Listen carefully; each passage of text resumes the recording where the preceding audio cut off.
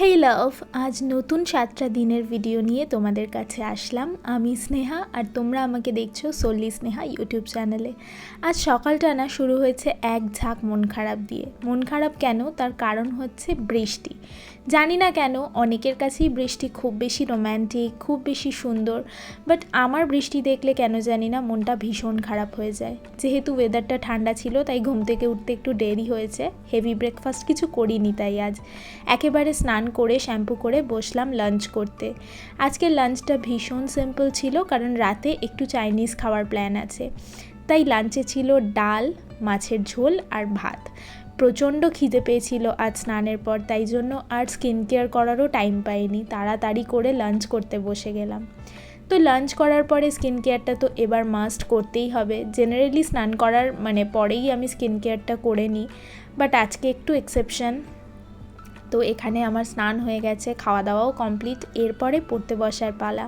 তার আগে চুলটা একটু ভালো করে মুছে ওলট পালট করে ঝেড়ে নিলাম, যাতে জলটা না থাকে। আমার না আবার ভীষণ মাথা ধরার ব্যাপার আছে এই বর্ষাকালে, তাই শ্যাম্পু করতে একটু ভয়ই লাগে। যাই হোক, পড়তে বসে তারপরে আমি খেলাম আমার ফ্রেন্ডশিপ ডেতে পাওয়া গিফটটা। এটা আমার বেস্ট ফ্রেন্ড দিয়েছে আমাকে। আর যাদের চকলেটের সাথে অরেঞ্জের ফ্লেভার খুব পছন্দ, তাদের তো এই চকলেটটা খুবই ভালো লাগবে।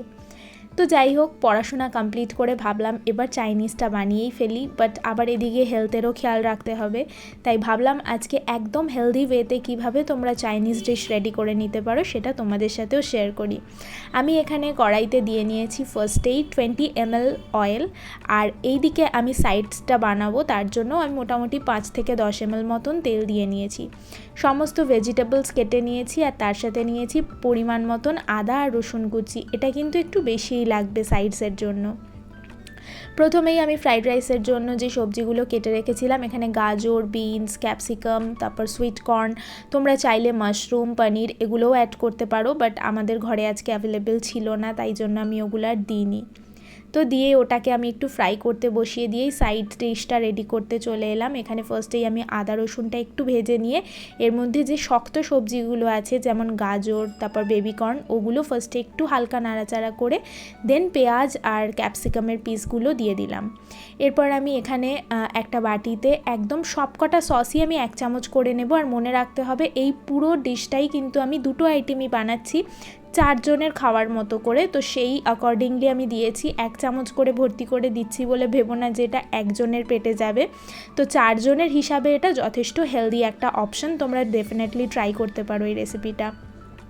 তো এখানে সবজিগুলো ভাজা হয়ে যাওয়ার পরে ওই সসের মিক্সচারটা দিয়ে পরিমাণ মতন জল আর একটু কর্নফ্লাওয়ার দিয়ে তারপরে আমি এটাকে কর্নফ্লাওয়ার না, আমি এখানে ময়দা ইউজ করেছিলাম, আর কাঁচা লঙ্কা চিড়ে দিয়ে দিলাম। এবার আমি নুন মিষ্টি পরিমাণ মতন দিয়ে এটাকে ঢাকা দেবো সেদ্ধ হওয়ার জন্য একদম লো ফ্লেমে, কারণ যেহেতু বেবিকর্ন আছে, বেবিকর্ন না দিলে তোমরা এই পর্যায়েও একটু ঝোলটা ফুটিয়ে নামিয়ে নিতে পারো, বাট বেবিকর্নটা আমার একটু সেদ্ধ হতো তাই জন্য। আর রাইসের মধ্যে এবার আমি ওই ভেজিসগুলো যে ভেজেছিলাম তার মধ্যে রাইস দিয়ে গোলমরিচ আর নুন দিয়ে দেখো আমার ভীষণই ইয়ামি একটা ডিনার রেডি হয়ে গেছে। এটা প্রচণ্ড ভালো হয়েছিল খেতে।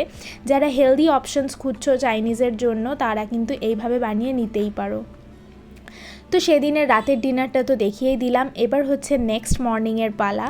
তো সকালবেলা আজকে কিন্তু আর আগের দিনের মতন বৃষ্টি নেই, তাই আমার মন খারাপটাও একটু কম, বাট ঘুম থেকে উঠেই আমার বারান্দায় আসাটা মাস্ট, তাই আজকেও আমি বারান্দায় চলে এসেছি ব্রেকফাস্ট নিয়ে।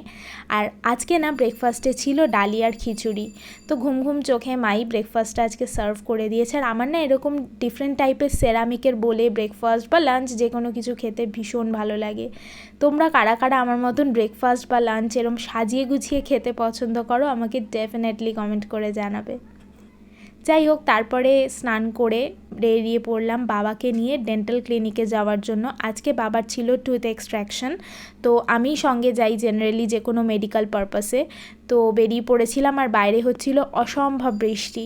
যাই হোক, বৃষ্টির মধ্যেও পৌঁছে গেলাম। আর এটা হচ্ছে ডেন্টাল ক্লিনিকটা যেখানে বাবার অ্যাপয়েন্টমেন্ট ছিল। সো আমাদেরকে কিছুক্ষণ ওয়েট করতে হয়েছিল, দেন ডক্টর আসলো আর বাবার টুথ এক্সট্র্যাকশনটাও হয়ে গেল। তারপর আমি বাবাকে নিয়ে বাড়িতে চলে আসি, আর আমরা লাঞ্চ করে মার সাথে বেরিয়ে পড়লাম আজকে ম্যাক্সে। অ্যাকচুয়ালি আগের দিনই আমাদের ম্যাক্সে যাওয়ার প্ল্যান ছিল, বাট সামহাউ ওটা আর হয়নি এক্সিকিউট করা। তো ভাবলাম আজকে যেহেতু বাবাও বাড়িতে আছে, অফিসেরও ব্যাপার নেই কোনো, তো যাই আজকে ম্যাক্সটা ঘুরে আসি।